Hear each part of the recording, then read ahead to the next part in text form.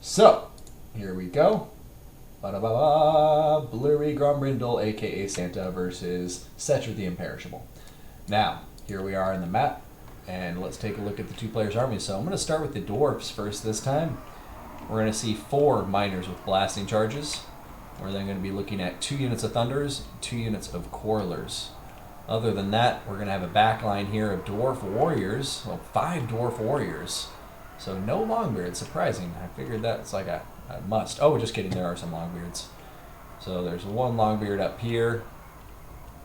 Yeah, so just 1 longbeard.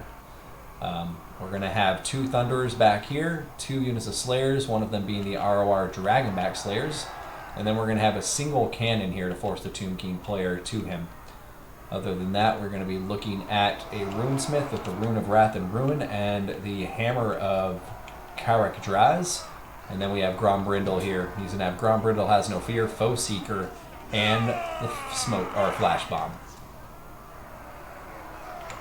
Alright, taking a look at the Tomb King forces now, we're going to see 3 carrion in front. He's going to have 4 skeleton warriors. Looks like he's going for opting in for the cheap infantry here. He's going to have a unit of skeleton chariots on his right flank and 2 on his left flank. 3 Ushapti, and sorry, 2 chariots on either flank. I missed that one. He's going to have a skeleton horseman ranked up to 6 and some Nehekara horsemen. And then he's going to have a vanguarded tomb scorpion hidden over here in the trees, as scorpions like to do. Now, going over to his leadership, we're going to see Archon the Black once more on his chariot. Archon will have the Blessed Blade of Tra, Staff of Nagash, Liber Mortis, Spirit Leech, and Life Leeching.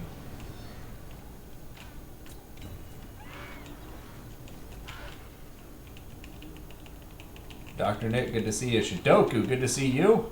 You're just in time for the battle. This is the second semifinal before we go on to the final.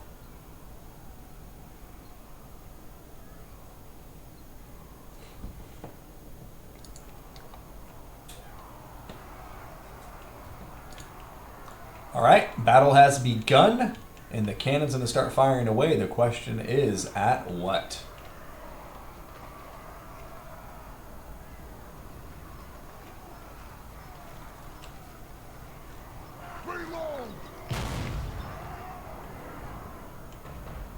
Ooh, immediately going to hit Archon the Black. Wow, both of those connecting and doing a nice bit of damage to him. Every little bit counts, chat. Every little bit counts. Tomb King is going to be going with a very wide formation, as you can see. Looking like they're just going to be trying to overwhelm this very defensive Dowie army. Push around the flanks with those chariots. However, this mountain here is going to make it hard for these chariots to get a flanking maneuver on top of them. Meanwhile, over here, they should have a bit more luck with the open plains, but yeah, it just seems like the infantry fight clearly going to go in favor of the Dowie here. Skeleton Warriors don't stand a chance. However, 3 Ushapti supporting them. It's going to be all about the micro and how these players play it.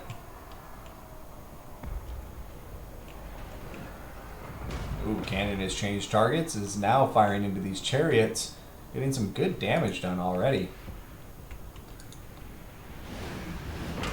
Oh! There we go, some chariot models are getting killed off, and they're at the worst angle possible right now. When a cannon's firing at them, you do not want them to be facing that direction, because it just means the cannon has so much room to miss and still hit chariots.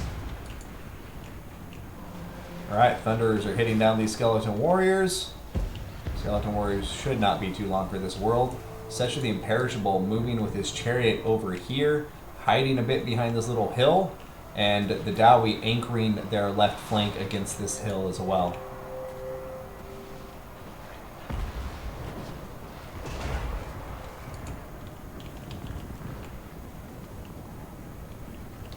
Alright, here we go. Now we have some Tomb King cavalry getting behind the lines, and oh, look at this, a beautiful micro play here from Flying Taco, diving in for a rear charge on these Dwarf Warriors as they were chasing off the Skeleton Horsemen. But now the Skeleton Horsemen are diving in, trying to catch the Thunderers, but they've just gotten caught on top of the Dragonback Slayers.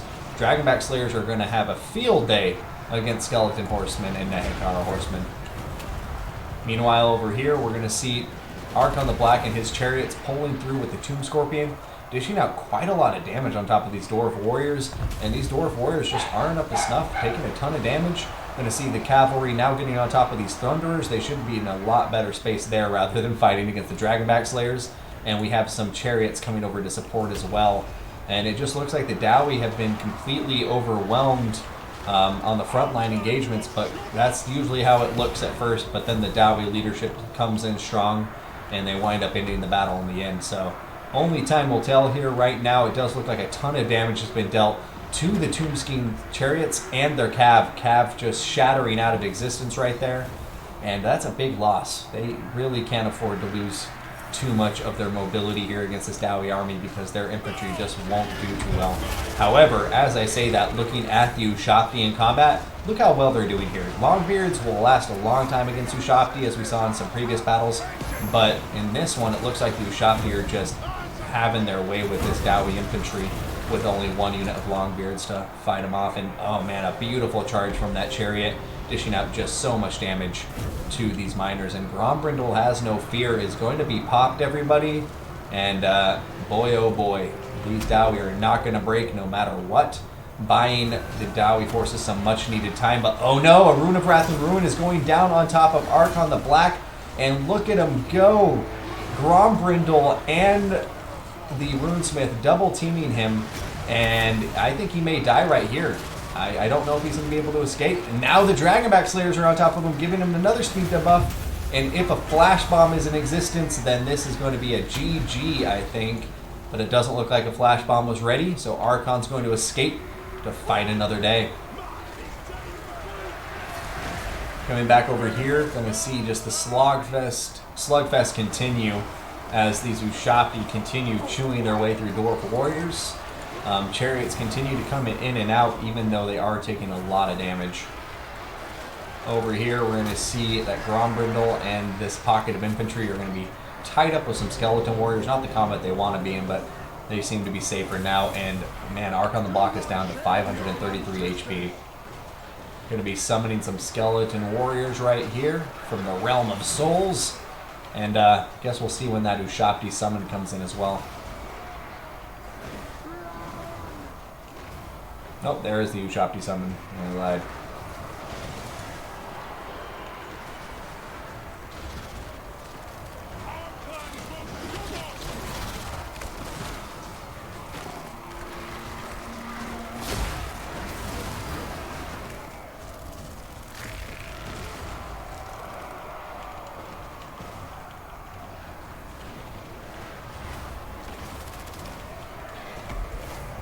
Oh man, this is looking like it's just going to be a Dowie victory here. They're doing so well for themselves. Liber Mortis is getting popped here, giving a big physical resistance buff and a leadership buff to all the Tombkins in the area, but now it just, yeah, it looks like a Dowie game here in the first round of this best of 3, and we'll be seeing loW-zer0 taking this first round. Unless Archon the Black does some crazy shit right now. But yeah, just with Grombrindle and how healthy he is, I really struggle to see how the Tomb Kings pull this off, because Grombrindle can kill this Tomb Scorpion by himself, can kill Archon by himself, and it's just, yeah, still a lot of Dowie forces on the field. And now the cannon is about to go back online as soon as they get to their artillery pieces, wherever they may be, I guess.